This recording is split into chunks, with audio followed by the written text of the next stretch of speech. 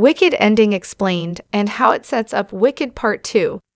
Adapting the Tony-winning Broadway musical, the Wicked movie explained the epic journey of magic and morality in Oz, leading up to the climactic ending that will bring audiences back for Wicked for good in 2025.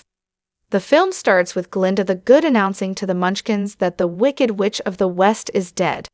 When they ask about her past relationship with the villain, Wicked phases back in time to Glinda, called Galinda in this part of the Wicked movie, and Elphaba arriving at Shiz University.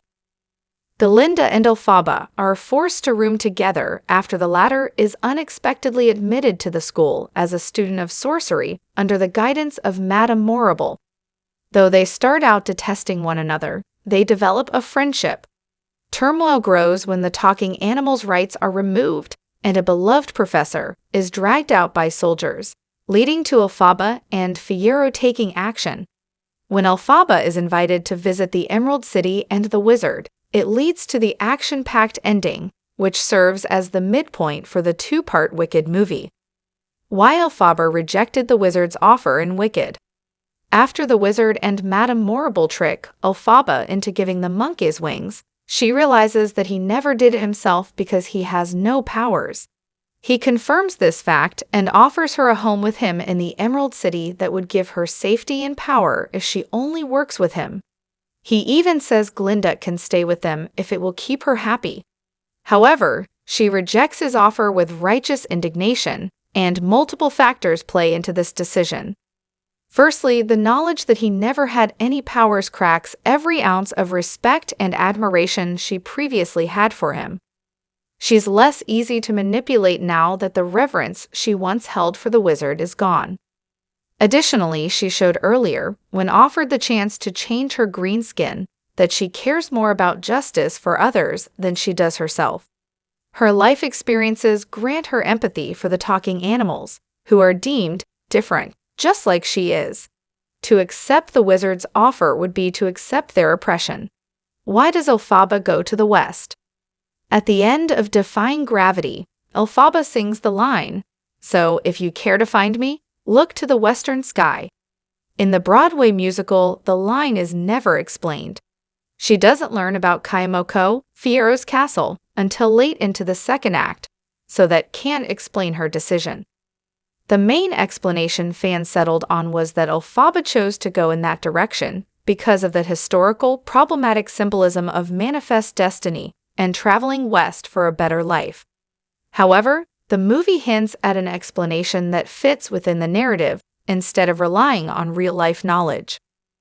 During one of the middle songs in Wicked, Something Bad, Elphaba intrudes on the Animal Resistance Group, which is being held in a room with a map of Oz. This map shows the terrain and roads connecting each area to the Emerald City. The Venkus, which is in the west, has harsh terrain that seems difficult to navigate, offering Elphaba more protection if she goes in that direction. Additionally, the western part of Oz seems to have the least connection to the Emerald City, meaning the Wizard might have the least amount of control there. This is later confirmed again during Sentimental Man, when the entire model of Oz lights up. The road doesn't stretch as far west. Ultimately, neither the movie nor the musical provide a concrete answer to this Broadway musical plot hole, but the film at least hints at a reasonable explanation. How Madame Morrible manipulated Elphaba from the start.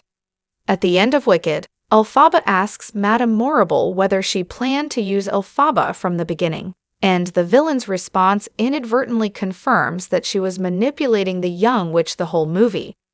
This information retroactively taints all their past interactions, making Madame Morrible's kindness seem more nefarious. The teacher took credit for Elphaba's outburst not because she was trying to help, but because she wanted to bolster her image as a powerful magician, making it so the students would respect her more because of her powers. She planted the idea early on that Elphaba would need to prove herself to the Wizard, so that they could ask her later to do the spell on the monkeys, pointing to Madame Morrible's calculated nature. During their sorcery lesson, she talks to Elphaba about Dr. Dillamond for two big reasons. 1. She recognizes that emotions are Elphaba's magical trigger. 2. She's trying to build a false sense of trust and emotional disclosure so that Elphaba will be less resistant to her manipulation later. Later, she let Glinda into her class because she needed to keep Elphaba happy. Ultimately, every single one of Madame Morrible's actions in Wicked serves her bigger goal